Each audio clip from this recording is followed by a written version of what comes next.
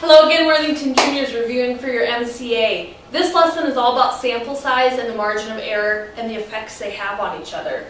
First, I'm going to start with a little bit of an example. If we talk about a coin and I talk about flipping a coin and the probability for landing on heads or tails, well, we should say there should be a 50-50 chance.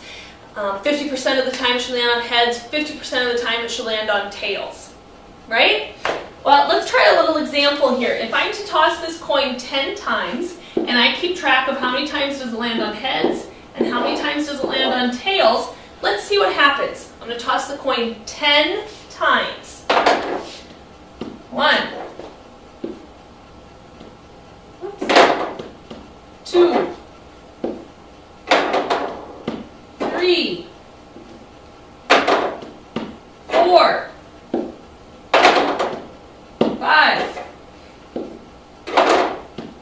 6, 7, 8, 9, 10. Did I get that 50-50? Was it evenly split, half and half? The probability of it landing on, what did I say, heads? Well, in this experiment, 2 out of 10 times did it actually land on heads. Now, is that 50-50? Let's see what happens if I do it more. Let's say I go 10 more times. 1, 2, 3, 4, 5,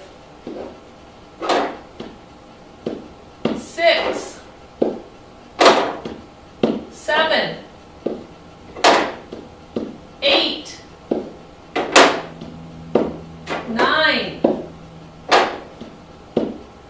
10. Well, when I've done it 20 times now, I've realized that at landing on heads, this was 9 out of 20. So did I get closer to 0.5? Yeah, I did. So the more times I was tossing the coin, the closer I was actually getting to that 50-50. Well, why is that?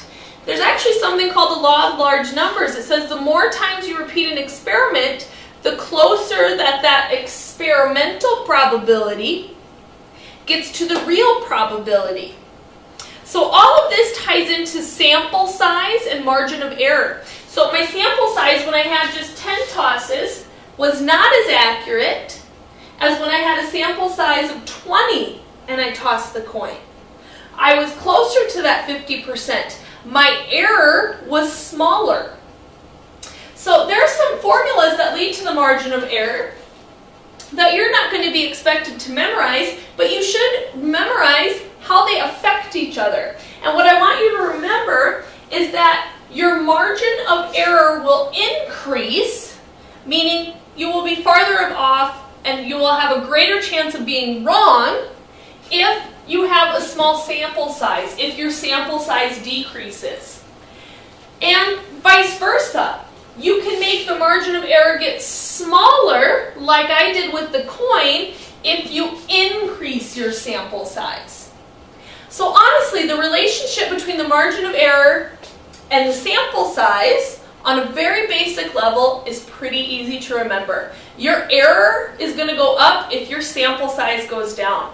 And vice versa, the chance of you making an error will go down if you increase the sample size and get better data, bigger data.